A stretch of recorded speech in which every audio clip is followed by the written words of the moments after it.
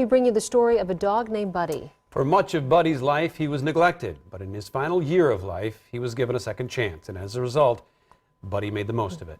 Here's Amy Hockert. We first met Buddy on a summer afternoon at his home in Duluth. Life was good. That's a day in the life. He was content and curious, and half the dog he was just 1 year before. He came to us and he was 194 pounds. And I really wanted to know his story. His story was complicated. In 2018, Buddy's owner brought him to the Humane Society to be euthanized. He was 8 years old and nearly 100 pounds overweight.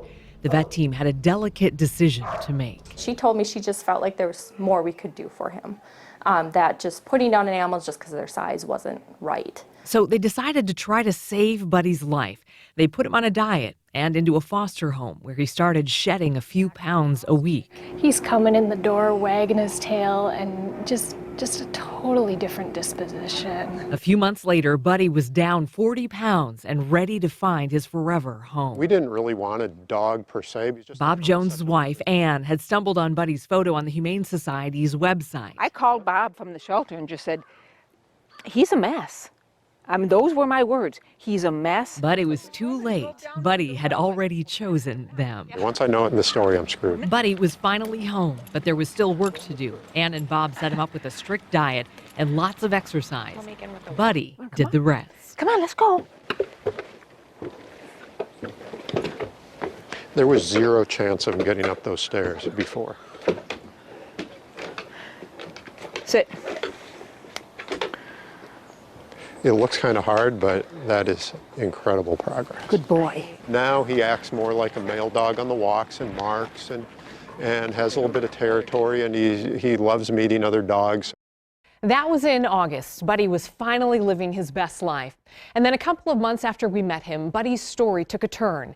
He passed away unexpectedly and peacefully from cancer. We thought that might be the end of his story, but it turns out Buddy had more to teach us. His story is profound. I mean, here's a dog that in our mind was at best neglected, and probably for a big chunk of his life he didn't have a good time. And because of what we went through with, we got him in here and he got into better shape and whatnot, he was able to have a good year. I mean, he had a really good year. Come on. Let's find the squirrel. Which is why Ann and Bob say this is not a sad story. They believe Buddy's life had a purpose, to stretch our idea of what makes a good pet, so other animals like him that don't look the part get a second chance. If you saw him in those pictures, he probably wasn't getting up to greet potential families. So there are animals out there that need homes, are wonderful animals. These days, Ann and Bob are slowly adjusting to their new normal without their big boy B. They miss him, but say his larger-than-life spirit is always there, and they will continue to pay his story forward. Really, it was our privilege to have him here. Yeah. We're glad we did it. We're glad it was him. But there'll be others. When the right dog is looking for us, then we'll be there. Amy Hockert, Fox 9.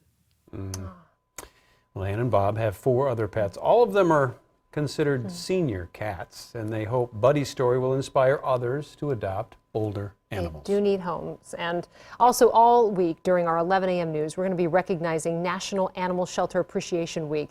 We're going to feature adoptable animals and guests who will talk about everything from fostering to microchipping and DNA testing.